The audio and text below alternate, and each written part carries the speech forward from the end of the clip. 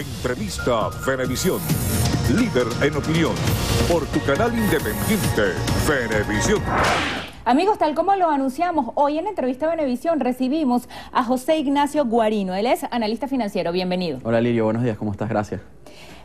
Nuevamente amanece cerrada la frontera de Venezuela con Colombia por orden del presidente Nicolás Maduro, según él, para evitar que reingresen unos billetes de 100 bolívares que él dice han estado utilizando mafias que operan casas de cambio colombianas para traficar con nuestro papel moneda. ¿Qué impacto va a tener este nuevo cierre de fronteras por 72 horas? Bueno, buenos días nuevamente, gracias por la invitación. El impacto tiene varias implicaciones. Tiene el impacto del tema comercial. Colombia es uno de nuestros principales socios.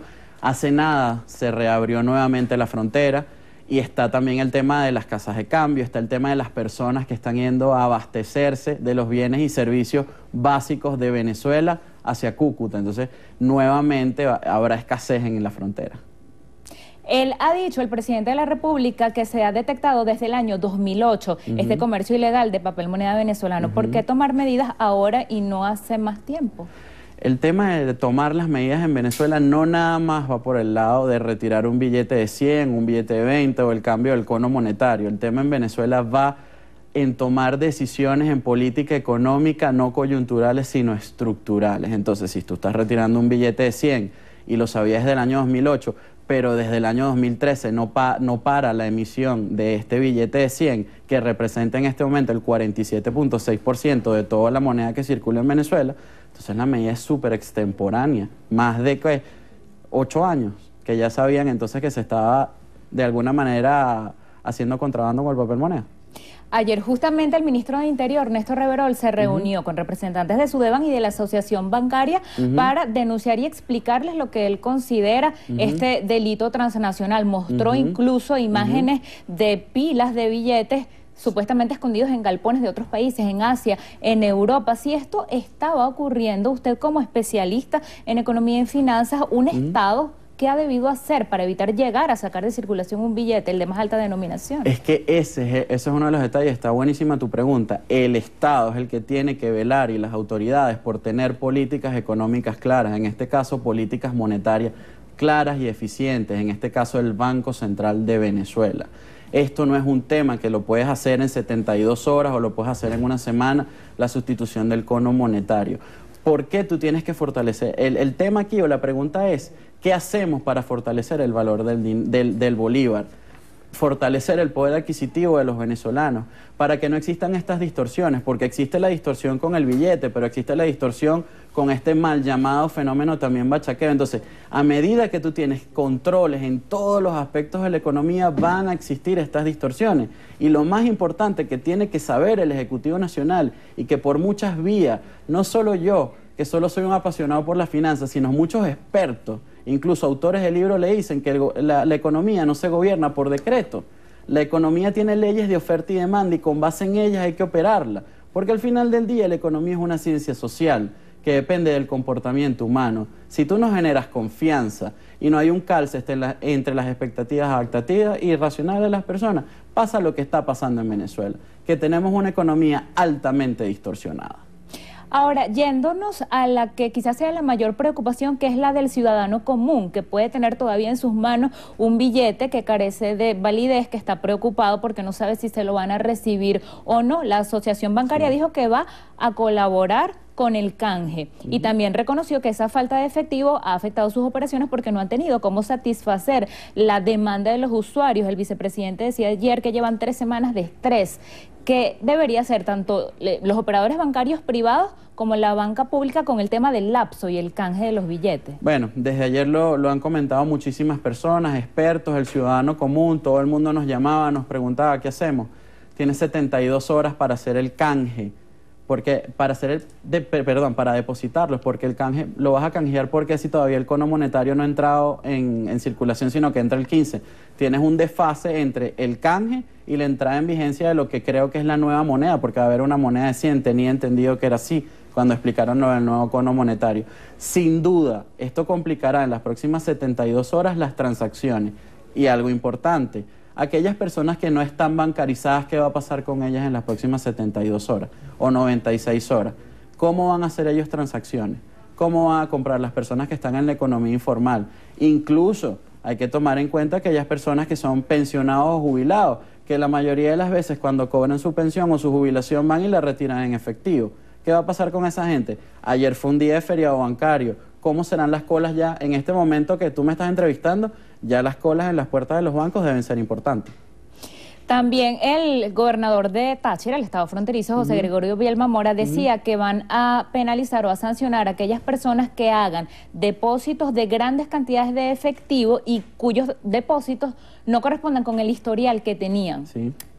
¿Qué va a pasar, supongamos, con el comerciante pequeño que tiene gran cantidad de dinero porque en su establecimiento quizá no tiene punto de venta? Sí. ¿Lo van a castigar por ir a hacer un depósito en grandes cantidades? Es un tema delicado y estaba escuchando las declaraciones que hablaban del tema de legitimación de capitales. La prevención, legitimación de capitales y financiamiento del terrorismo es un tema macro, es un tema que cualquier institución financiera, llámese banco, compañía de seguro, casas de bolsa, sociedades de corretaje, en fin, todas las instituciones que están en este circuito financiero tratan de prevenirlo y luchan día a día contra ello.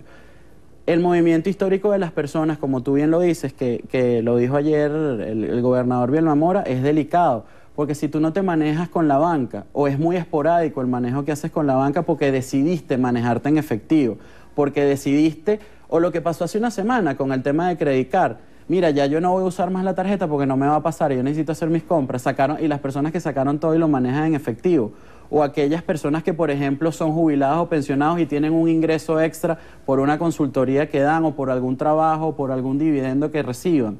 Entonces, el tema no es tan absoluto, el tema no se puede manejar de esta manera, hay que ser un poco más amplio. Ciertamente, y lo dije en el corte pasado, todo lo que está pasando es producto de estas distorsiones económicas precisamente por no querer, si no cambiar, por lo menos flexibilizar el modelo económico que estamos viviendo en Venezuela, donde los resultados, lamentablemente, para todos los venezolanos son obvios.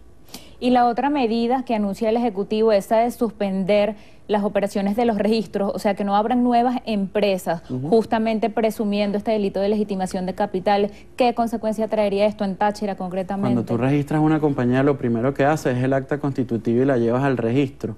Posteriormente, con el registro, el acta constitutiva es que tú vas al banco y abres la cuenta bancaria. Entonces, yo creo que hay un poquito de desconocimiento, no sé si es un tema propagandístico este tema, ¿no? Pero yo creo que por ahí no van los temas. Ahora, en el registro de nuevas empresas, la enajenación y la venta es otro tema, pero tampoco puedes prohibirle a la gente que compre o que venda en este momento, porque entonces las libertades económicas, ¿dónde están? Que están consagradas en la Constitución, además. Quisiera que abundara con el punto que ya tocó, los venezolanos que están acudiendo a Colombia para comprar medicinas y alimentos porque aquí quizás no los encuentran y dicen que las casas de cambio y los negocios en Cúcuta, en norte de Santander, no están recibiendo billetes de 100.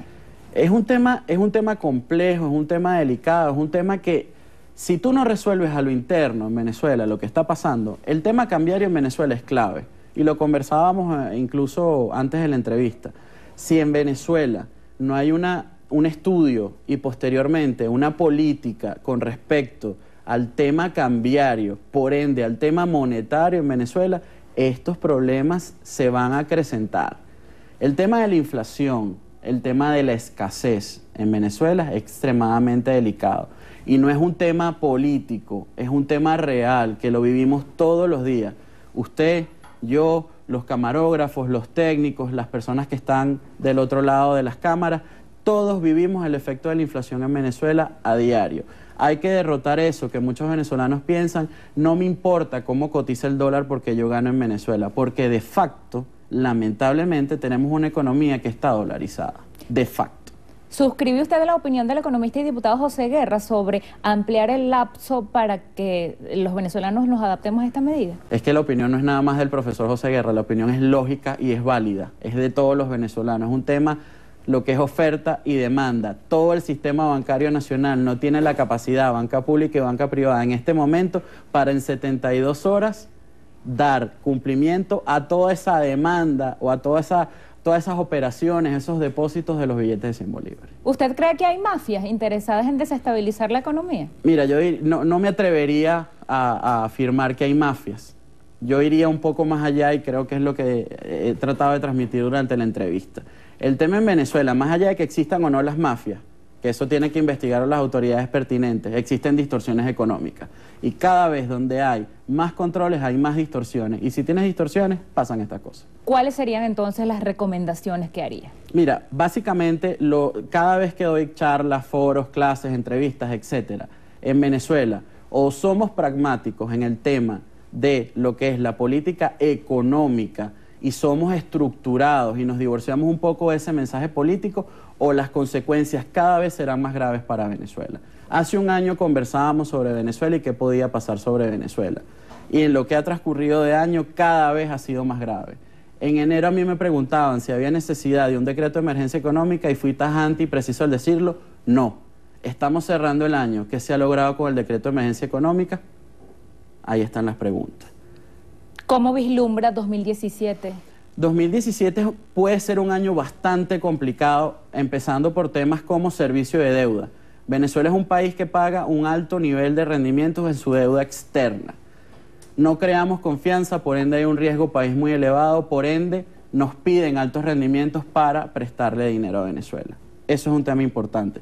También existe de alguna manera cierto bloqueo económico hacia Venezuela, pero es precisamente por las condiciones venezolanas. Si no generamos confianza, los inversionistas extranjeros van a venir.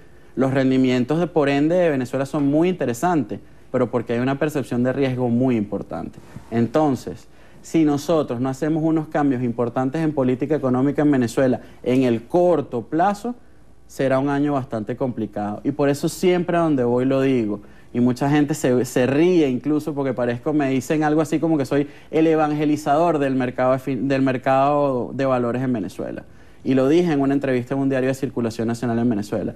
Si quieres recoger liquidez, si quieres aliviar la presión sobre el tipo de cambio, si quieres canalizar los fondos del ahorro hacia la inversión en Venezuela, la economía productiva, el mercado de valores es clave y no estamos en el radar de nadie. Las personas que estén viendo esta entrevista es importante. Y otro tema antes de terminar, la educación financiera.